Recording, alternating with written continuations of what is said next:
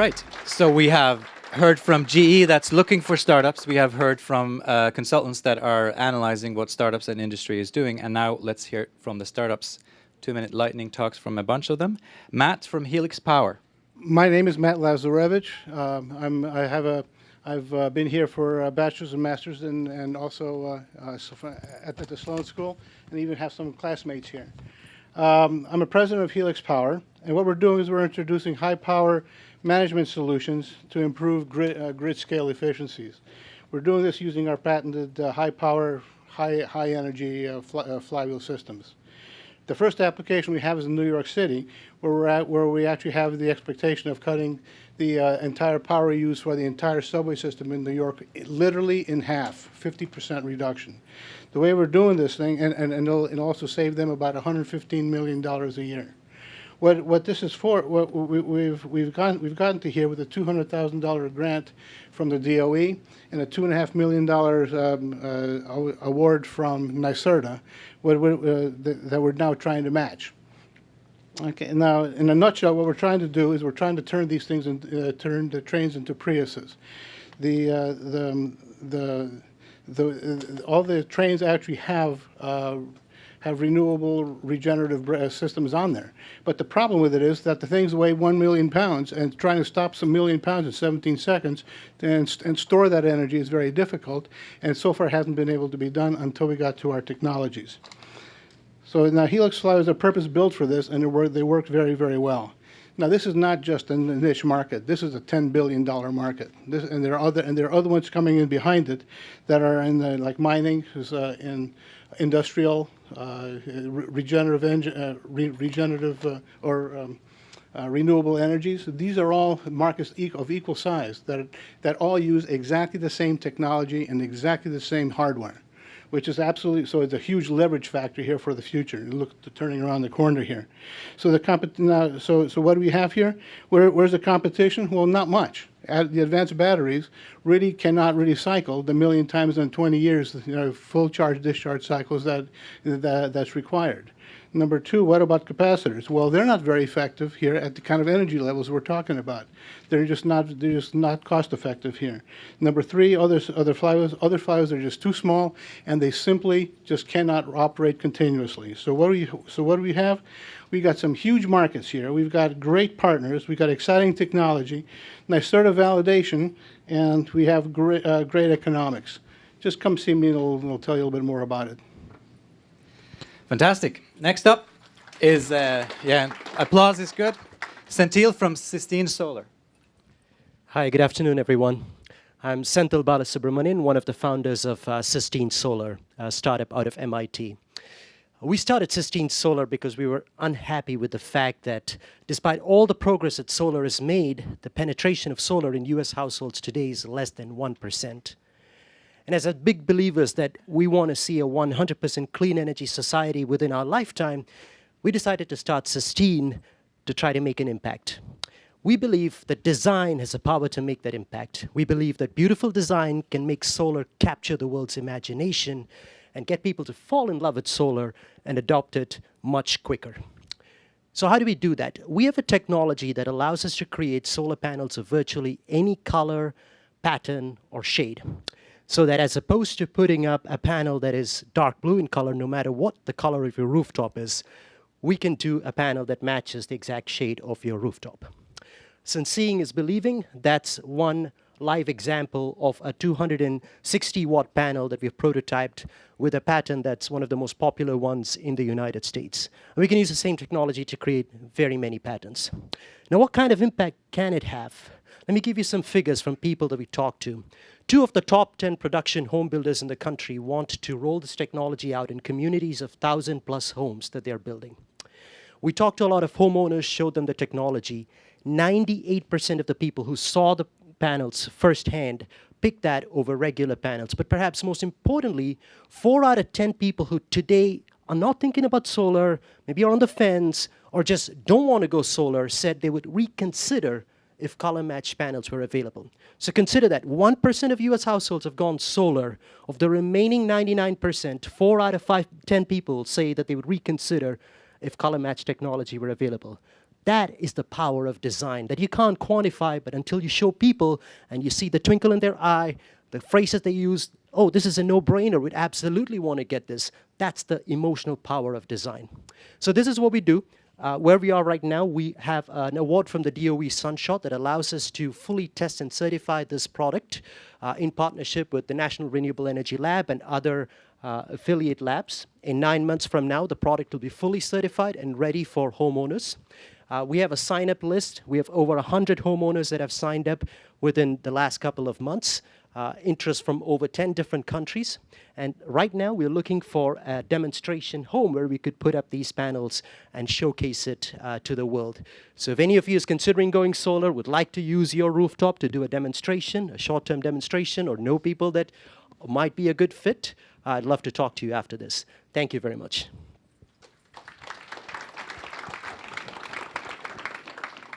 Ivan from Bonzer. Hi everyone, good afternoon. My name is Ivan, or Ivan. I'm a Longfellow alumni and a CEO and founder of Bonzer. So Bonzer is it's a one-way trip, point-to-point car sharing. We focus on last mile trip using these very cool mini electric cars. So if you see very shortly these cars around here, please test it. Any feedback would be always welcome. So the point is, besides the car are very small, we save a lot of space. Actually, it's less than a half size of a regular car. We also are trying to cover these dead spot transportation zones, not covered by public transportation. So GE, for example, in Seaport, the future space is one of them. And the biggest challenge of these one-way trips, different from Zipcar, for example, where you have to return the car wherever you pick it up, is how you rebalance these vehicles in the system. The same happens with the Hubway, the bicycle sharing, right? And how nowadays this company does is, Hubway, for example, has 2 trucks. They relocate these bicycles all day long in order to redistribute better the bicycles. You have Autolib in Paris, one of the biggest one-way trip car sharing. And what they do is that they call their operator, they pick up a taxi or a subway to go pick up the car, park it idle in a specific spot, and bring it back to determined areas. So it almost sounds like a state-owned companies, right? And what we are creating here is incentivizing better this redistribution system through negative dynamic pricing.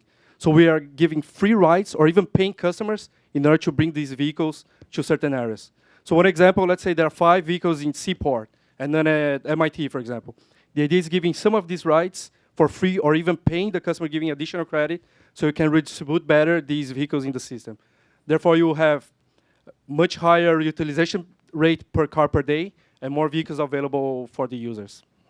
Thank you. If I have any more doubt, I'll be happy to answer. Thank you very much. Next up is Paul from CSD Nano. That's me. Thank you.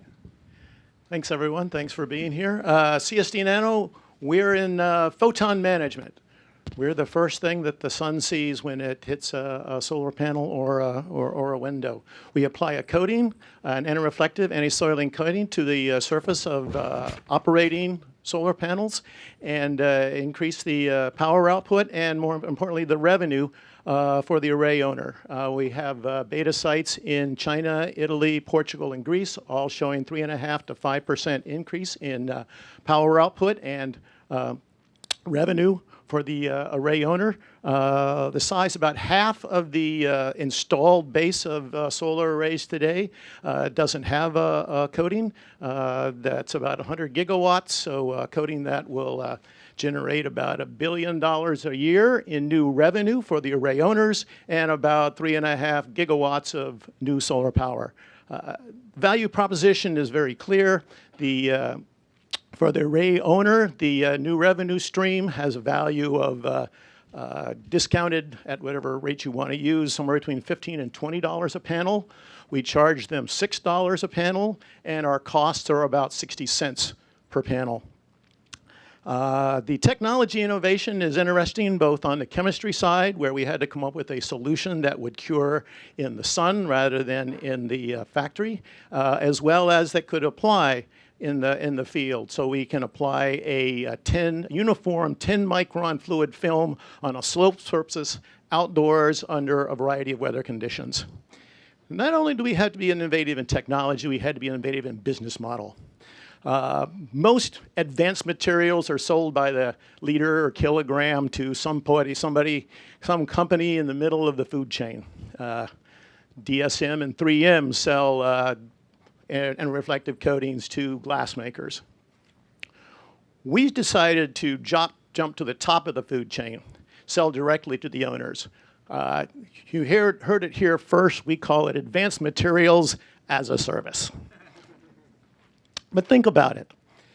The opportunity here is to sell materials to the actual owner who gets the most value out of that opportunity. Like I say, to give you an idea, we get $6 a panel. DSM, 3M, they get $1 per panel. That's the advantage of dealing directly with the array owner, or in the case of a building, who owns the building for windows. This is the opportunity. Thanks. Thanks. Next up is Charlotte from Equota Energy. Hello, everyone. My name is Charlotte Wang from Equota Energy. I'm the founder of Equota. Equota is focusing on energy data analytics. We provide the SaaS system to commercial, industrial buildings, as well as utilities in Chinese market. We developed the technology at MIT, and right now we have a team of 12 people in China. We have completed 3 pilot projects. One is in the steel plant, save close to 30% of energy consumption without any hardware changes. We also work on the Delta Triangle high-tech development zone. In the last year, we make a quite big breakthrough for the hotel industry. When the occupancy doubled, without any hardware investment using our system, we deliver over 8% of directly energy saving per month, which led to secure a large international hotel groups contract. And by now, we are working with Chinese government. We're entering their 13 5-year energy plan, one major project in Beijing. And we started a hospital project in Jiangsu province. We see 25% of directly saving. Our technology is non-intrusive load monitoring without additional hardware using some metering system. 1 week implementation, directly saving within a month. It's really make industry get a lot of attraction in China. Right now, our B2B partnership with GE China, Siemens, Shanghai Electric, so not only on the demand response, but also on the supply side. So if you're interested in knowing more about China development, please let me know. Thank you. Annica from DropWise.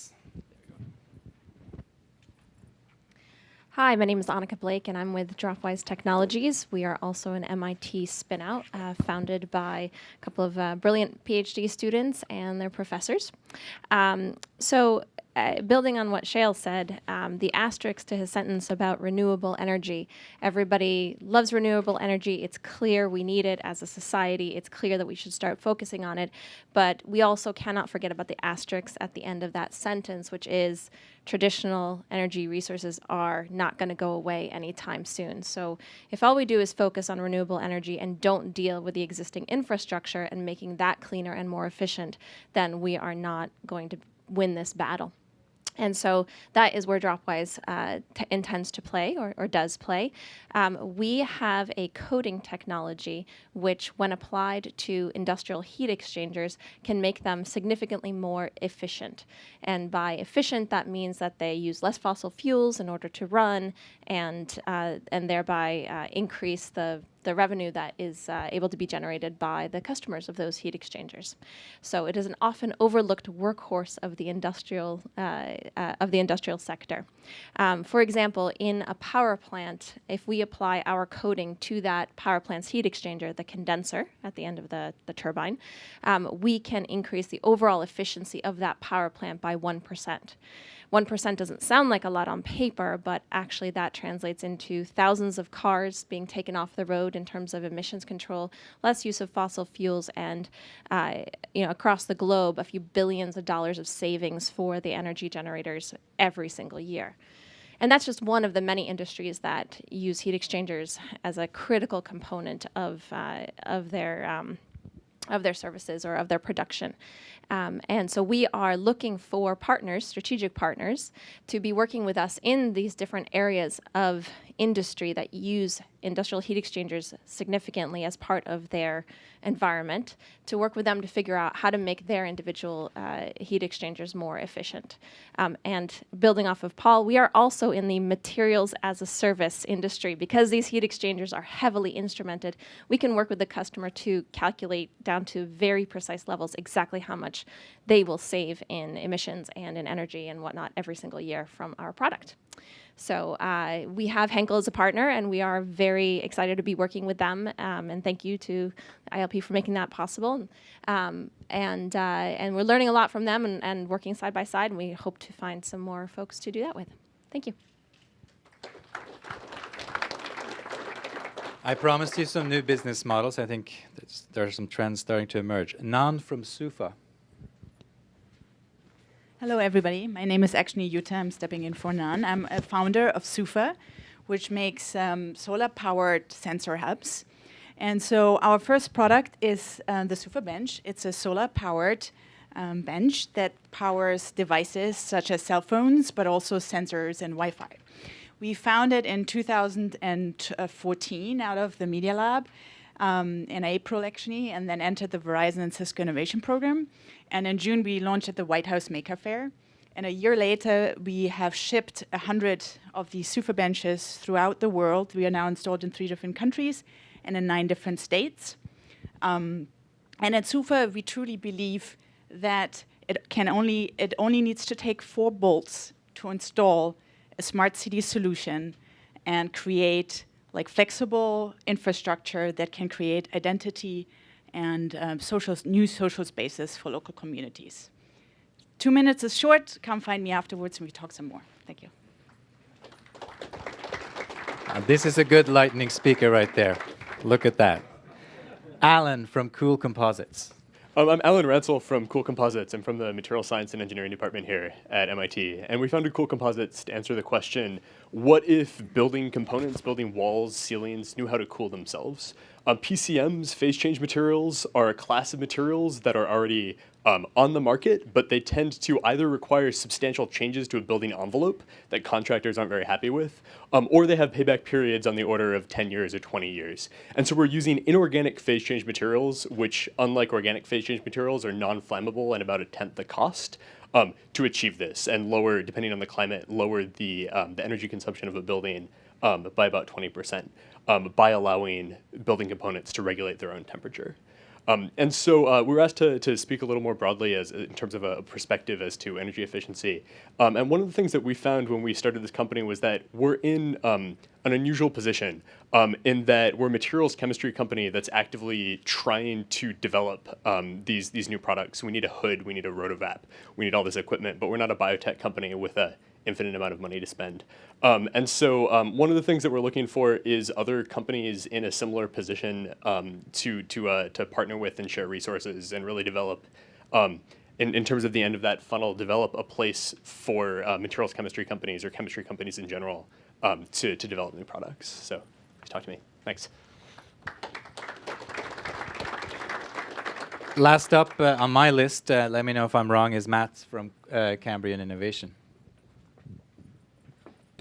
Thanks very much, and thanks for having us here.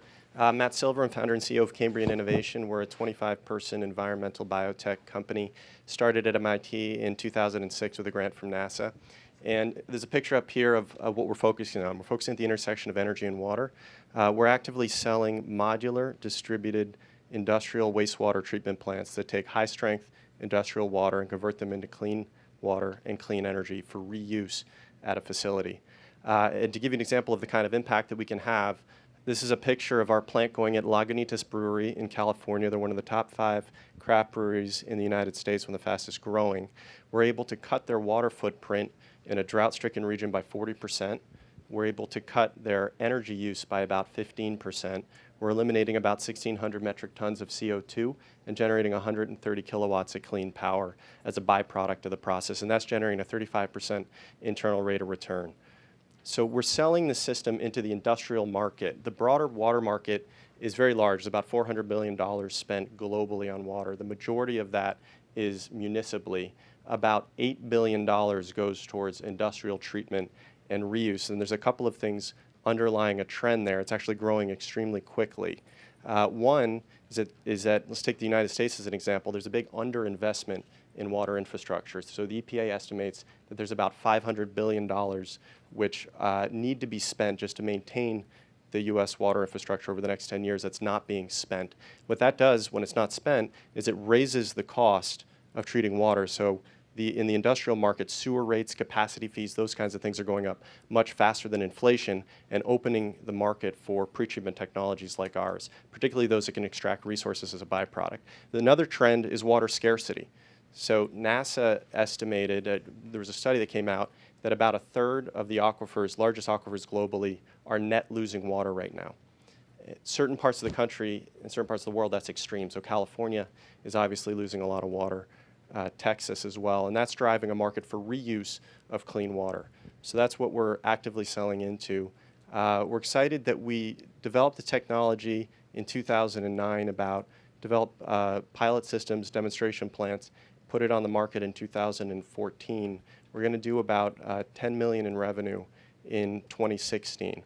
And so we think there's a big opportunity here going forward. Now, one of the things we found in getting into the market is that there's a challenge, and a lot of people here know about it, to adoption.